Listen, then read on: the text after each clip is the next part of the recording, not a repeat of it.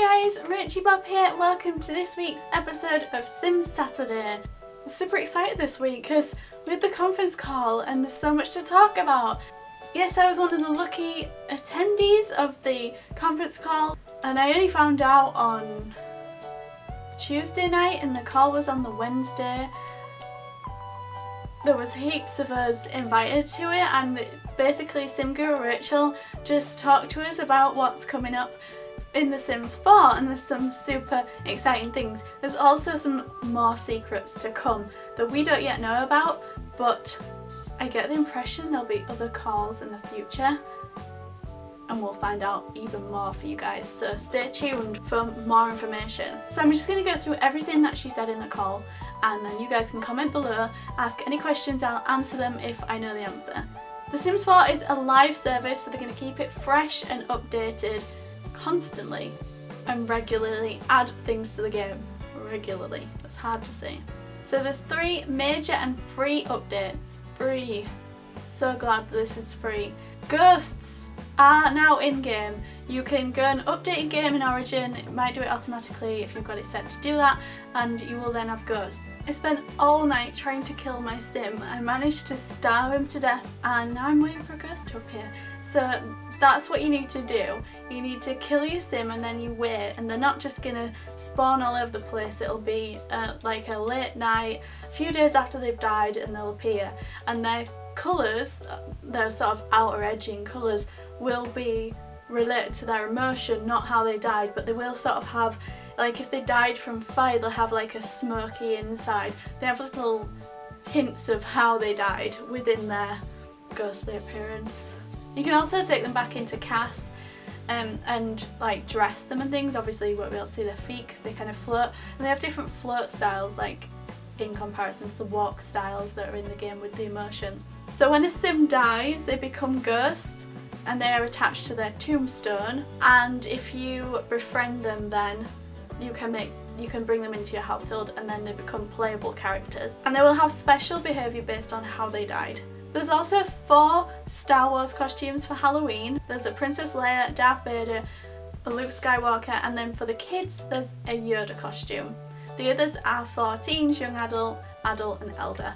And that kind of makes me think that they have some relationship with Disney, so there might be a hope for a Disney expansion pack or stuff pack yet. To all of you guys who said it wasn't possible, in your face, I believe it's going to happen, so it will.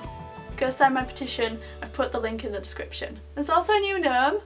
She wouldn't say any more than that, but there are some things around the web about that now.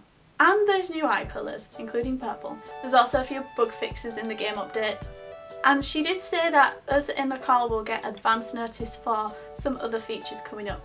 So like I say, stay tuned to the people who were in the call. There's people like, there was me, there was Curtis Parody, iPod Zeke, Dan from Beyond Sims, Micah from Platinum Simmers, Rosie from SNW, Sims Network, Alexis from Sims 3IP. There was heaps of people from all over the world, so your local sort of simmy people will have been in there. There's also pools coming, hallelujah, for free, and they'll be in the game in November.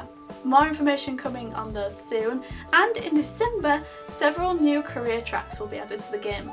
Back to ghosts now. You have to get a new career for a ghost. If a ghost died in a certain career track they will lose that career, but you can get them a new career, but they do keep their traits and their skills.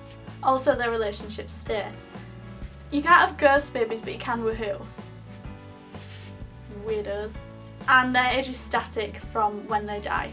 And as far as I understand, children can only die by fire, so you can kill a child, but it has to be by fire and they will stay a child forever. It's just horrendous. If your sim dies by fire, they can set a fire when they're angry.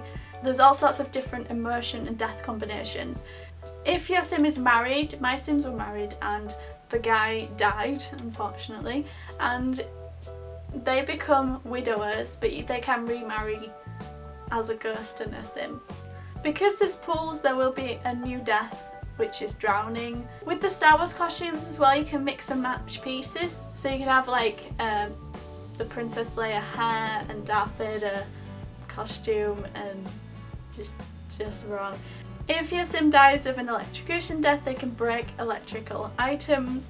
You can also bring your sim back to life from the dead, so you can kill them, bring them back to life, kill them, bring them back to life for as much as you would like. Challenge yourself. The laughter death will make your sim playful, and the cow plant will make plants die when they're in a bad mood and also help them grow if they're in a good mood. That's if your sim died by cow plant. So that's what I learned in the call. There's heaps more information in the live broadcast that have just gone, which you can find on Sims VIP YouTube channel. I'll put the link in the description to those, and there's also heaps of information around the web from the people that I've mentioned and from other fan sites and in the forums, so go check them all out. Let me know your thoughts in the comments about the new updates, what you think of them, how they benefit your game, and just your general thoughts.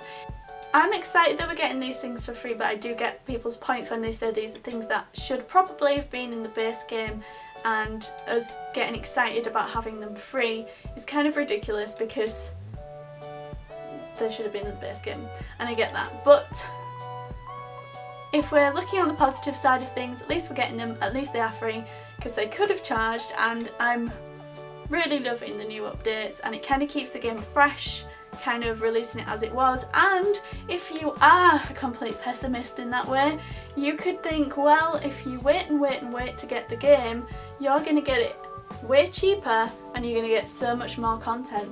So if you haven't bought it yet and you can stick it out as long as possible, you will get more for your money.